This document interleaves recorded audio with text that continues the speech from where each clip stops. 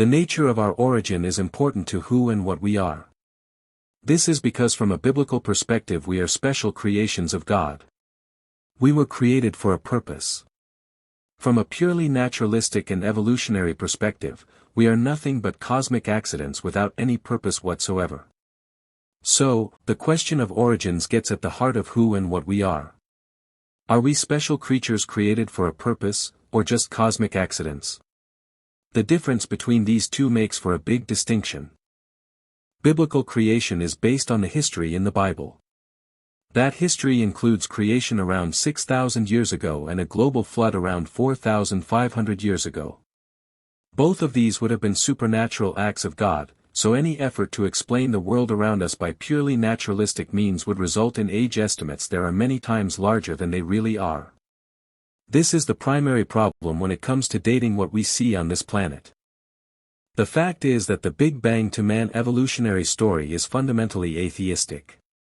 The ideas on which it was based have their roots among 18th-century atheists and deists.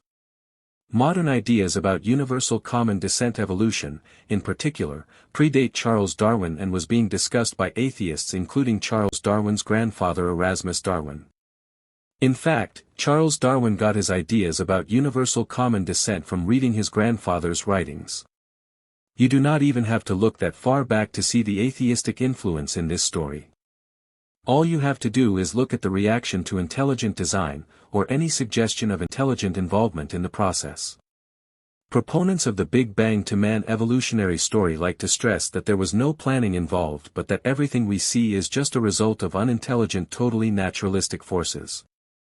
Yes, not everyone involved in creating it has been an atheist, but an atheistic perspective is abundantly clear. This may come as a surprise to some people, but creationism is an alternative to naturalism, not evolution. Both creationism and naturalism are philosophical starting points for developing theories about the history of the world and universe. The Big Bang to Man story is what you get when you try to explain the universe by totally naturalistic forces and exclude God from your reasoning as a starting condition.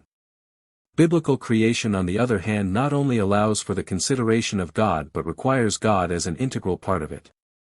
So, ultimately the question of origins is a question about whether or not God is taken into account when trying to understand the evidence.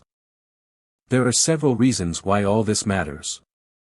The first is the logical fact that whether or not you include God when you try to explain the world around us has a profound influence on the conclusions that you come to. Furthermore, where we came from is a critical part of who and what we are. If we are just cosmic accidents, then nothing as special is lost when you slaughter millions of unborn babies or even full-grown adults.